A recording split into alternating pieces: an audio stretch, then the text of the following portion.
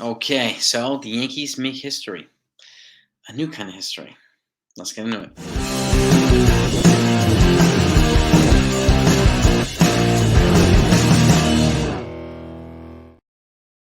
So, what's good, everybody? Hope you're doing well. The Yankees have made history, okay, and it's a history that an additional part of history that Domingo Herman made the other day with his 24th perfect game thrown in Major League Baseball history. Before I do that, I want to get you to the trade number 3, Bleacher Report trade. Okay, that's these are proposed by Bleacher Report that can shake up the trade deadline. These are non-Yankees related trade, even though there is a Yankees trade in here, which I'll get to. Okay, so let me get you this trade. It's between the Los Angeles Angels and the St. Louis Cardinals, and the Cardinals are in a particular spot too because they're flirting with the gutter, the salary last place, and they have a bunch of guys who can be free agents at the end of the year, and they'll most likely part with these guys. So they have their twin towers there, and this isn't 7'3" Tim Duncan and David Robinson twin towers. This is Nolan Arenado and Paul Goldschmidt twin towers. Okay, still, nevertheless, they're twin towers offensively. This trade, in this particular move that Los Angeles Angels would receive, first baseman Paul Goldschmidt. I'm also hearing the rumblings of him to Philadelphia too. But in this trade, he goes to the Angels, first baseman, in exchange for catcher Logan O'Hoppe and Victor Medeiros. Okay, now I know we know that they brought in already Wilson Contreras, but that's not really panning out the way that they thought it would pan out. So I'm not surprised that they'd be bringing in another catcher here. And again, it would give the Cardinals a bunch of salary relief, and it would give the Angels a big bat that they could use to pair with Shohei Ohtani and Mike Trout and all the rest of these guys.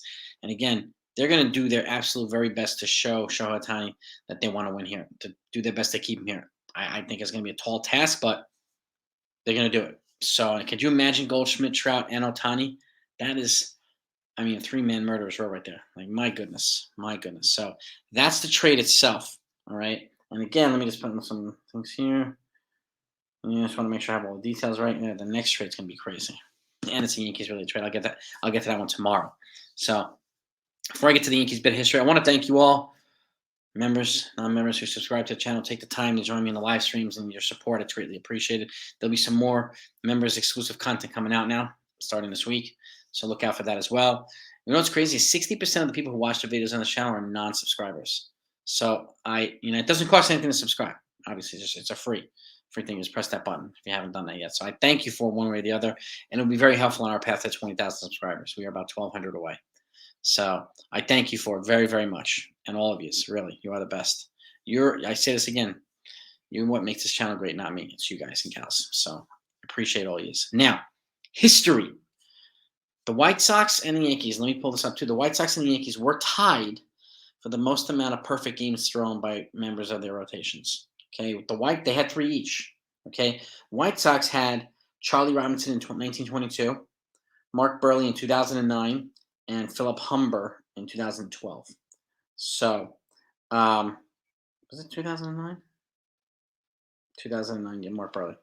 So, and Philip Humber, they had 3. And the Yankees obviously had Don Larson, David Wells, and David Cohn. Now they have 4 with Domingo Herman. All 4 Ds. 4 Ds. Okay, they got 4 guys now on their team out of 24 in history that have thrown a perfect game. The White Sox have 3. That's 7. It's almost 25% of all the perfect games thrown in baseball history thrown by 2 teams. That's nuts. Again, but that's why it's so hard to do. 27 down, no hits, no walks, being the zone for that whole time against major league hitting. That's why they call it a perfect game. So it's amazing. But I wanted to get that little bit of history. I think it's really cool. And let me know what you think of that trade too. Goldschmidt to the Angels could shake a lot of things up. Could really shake. I mean, put them in a position to. Honestly, they could go right up there with the Texas Rangers if they make a trade like that, and essentially make sure Houston Astros don't make the playoffs. They could do that. Will they? We don't know. But I expect him to be aggressive. And Cole Schmidt is probably as aggressive as you can get for a team like the Angels. And he still has some controllable years, too, as a reigning MVP, too. So, that would be a monster move. It would shake up the deadline, too. It really, really would. Because do the Cardinals start trading off pieces? Do they become the National League version of the White Sox, who are probably likely going to do some kind of teardown? If they move Goldschmidt, I would expect them to move Arenado, too. Again, this could shake up a lot of things. I know a lot of people are saying Arenado should come to the Yankees. He's 30. He's elite. He's a monster. You never know. It's going to cost a haul, though. He's on a monster contract as well. But that said, that's the state. Okay, that's the history the Yankees have made.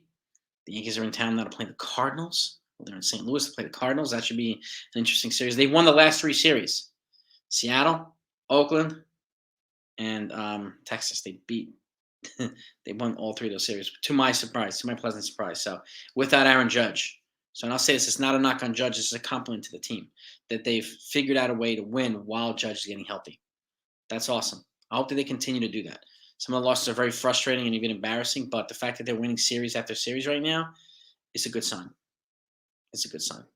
So makes me happy. I hope it makes you happy too.